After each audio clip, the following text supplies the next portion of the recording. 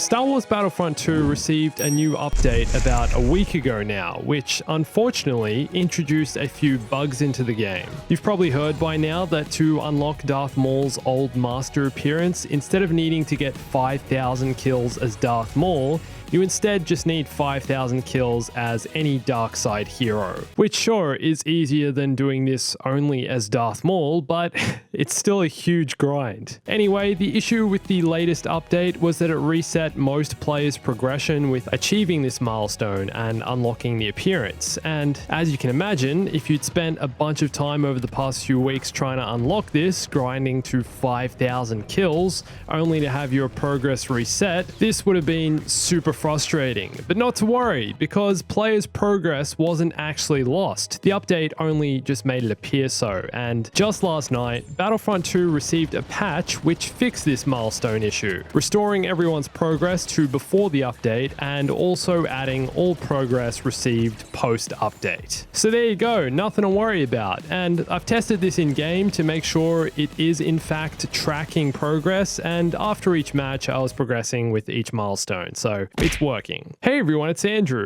and part of the reason I'm making this video today is because I'm curious how you guys are going with unlocking these milestones. Because for me personally, getting to 5,000 kills to unlock an appearance feels like a gigantic grind. And I know that's kind of the point. The developers want to keep us playing and want us to have something to aim for long term. But I mean, playing around a co-op, how many kills are you actually going to get? 15, 20, maybe 50 as a hero? Okay, so let's say you average 50 hero kills per match, which I think is still on the higher side. But that means it's going to take you 100 games of co-op to unlock Darth Maul's appearance. I mean, I've played Battlefront 2 a lot, obviously, but I'm not sure I've played 100 individual rounds of co-op, especially as one team. So to unlock these appearances is going to take what feels like a lifetime. And is it really worth it? Well, good thing is that if you don't have Leia's Princess and Luke's Farmboy appearances, these both unlock simultaneously. They both require you to defeat 5,000 enemies as a light side hero. Okay, so that's what? 100 games as the light side to unlock these, and 100 games as the dark side to unlock Maul's appearance. Total 200 games, right? Let's say you're playing co-op the whole time. How long does a game of co-op go for? About 15 minutes? So 15 minutes times 200 equals more than 2 full days of playtime. More than 48 total hours in-game. So to unlock each of these appearances,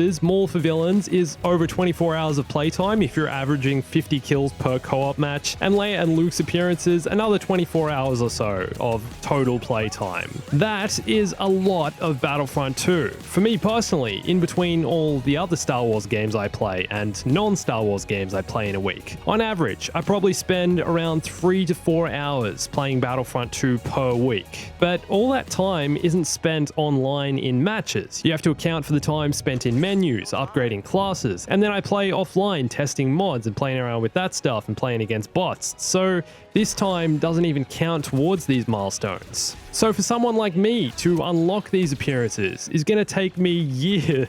And I do kind of like the idea of there being something in the game I haven't unlocked yet, something that's kind of always just going to be there, and one day perhaps in the distant future I'll unlock it, but this seems like an awfully long grind. Anyway, I also just wanted to briefly comment on some of the negativity I've seen online in the past week around the milestone issue that came with the latest update. I think sometimes people are a little too quick to freak out and get upset when DICE make a mistake or there's an error in the game. And yes, this update was supposed to introduce bug fixes such as resolving the one-sided lobbies issue with matchmaking, stability fixes, AI behavior, and hero balancing. But like with anything else, things can go wrong. And Ben Walk, the former community manager, posted a tweet the day after the update saying player data and progress on milestones has not been lost and they're most likely going to fix the issue. So there you go, nothing to worry about. Everything's all good. Okay, also right now, if you don't own Battlefront 2, I'm not sure why you'd be watching this far into this video if you don't own it, but luckily for PS4 owners, Battlefront 2 is free on PlayStation Plus this month. So go grab it and start playing if you're not doing that already, and there's more content in the game than ever right now. It's really become such an incredibly immersive experience. I was playing a few rounds of co-op earlier today and was just taken right back into that Battlefront 2 fantasy. It reminded me of why I love this game so much. So we're playing as the rebels on Endor, right? Match starts off us pushing up, trying to push back the Imperials and force a retreat. I'm using the A280 burst fire, and every time a stormtrooper pops out of the tree line, I open fire and take them out in a couple of bursts. It's great. We take the point, and as soon as I have enough battle points, I respawn because I want to play as Luke, of course. I want to get a hero. I really like using the correct appearance for each map and era, so I select Luke's Jedi appearance, green lightsaber, and begin to just have so much fun. I feel like I'm leading the Rebel forces attack on the Endor base, a vital battle in removing the Empire's grasp on the galaxy. I take out multiple groups of stormtroopers, clearing the way for Rebels to advance, and then pass Leia. Sure, she's not wearing her Endor appearance, but she calls out to me. Han send you? He was worried. Can you blame him?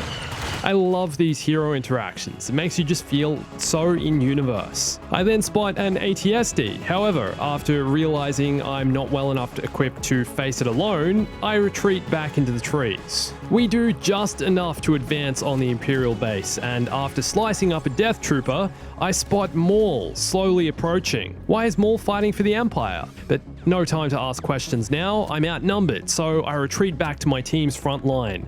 And Maul continues to approach, and I tag team with Yoda to defeat the former Sith Lord. Maul is no more. So together we advance, using the full range of our force powers to continue pushing the Empire back. Further and further we advance. In a combined effort, we take down Darth Vader, and together again, we continue pushing up around the side of this Imperial facility, trying to infiltrate. Spotted by an ATST, we make a dash into the bunker for safety. And this is where the Empire are making their final stand. And only by taking this bunker will the Rebellion be able to secure the Endor base and remove the Empire's presence from this peaceful Ewok homeworld. The Empire holds this walkway just up above, so I force jump up there and then force slam the ground, sending multiple stormtroopers along with Bounty Hunter Bosk flying over the railing. We're getting close to victory, and the Emperor himself has arrived, knowing the importance of defending this base, and he approaches me with his Force Lightning. Luckily, I'm able to defeat him with my lightsaber, although it leaves me wounded and outnumbered. But this is no time to retreat. We've come so far, but unfortunately,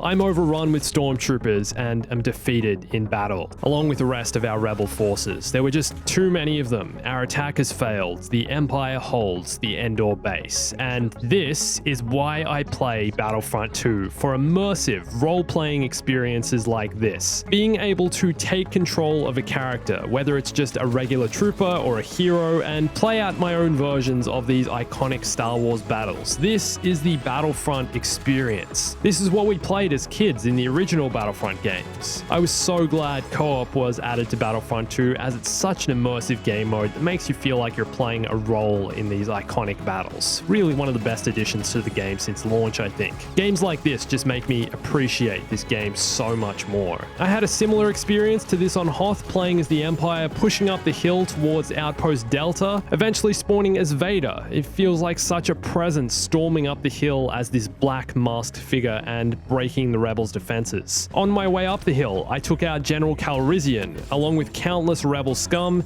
and then marched directly into the rebel base, where I found Chewbacca among other rebels. And even though this particular Hoth battle doesn't have the AT-ATs, it feels like an alternate battle of Hoth. And eventually, taking the rebel base feels like you're stamping the Empire's dominance and stronghold on the galaxy. I guess I normally play Battlefront 2 with friends, but playing on my own just allowed me to get into this immersive, fantasy-driven mindset of experiencing these battles, playing as these characters. I know I go on about it a lot, but I love immersion in video games, and when this works so well in a Star Wars game, it makes me excited for the future of Star Wars gaming and to just keep playing this game on multiple maps. I want to go back and play Galactic Assault now. It's been quite a while since I've tried that game mode. Not sure how many people are still playing it nowadays, but anyway, how far along are you with the Darth Maul milestone? And what game mode do you play the most in Battlefront 2? What do you think is the best way to unlock these appearances? Let me know in the comments. And for more details on EA's next Star Wars game with the working titled Project Maverick. I'm so excited about this. Go watch this video here. It's being developed by Motive Studios, who built the story mode of Battlefront 2. And although we don't really know much about the game yet, we're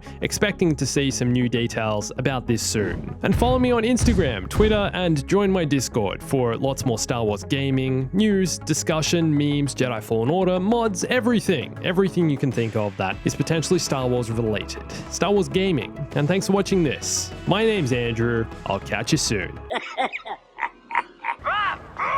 Stay bombastic.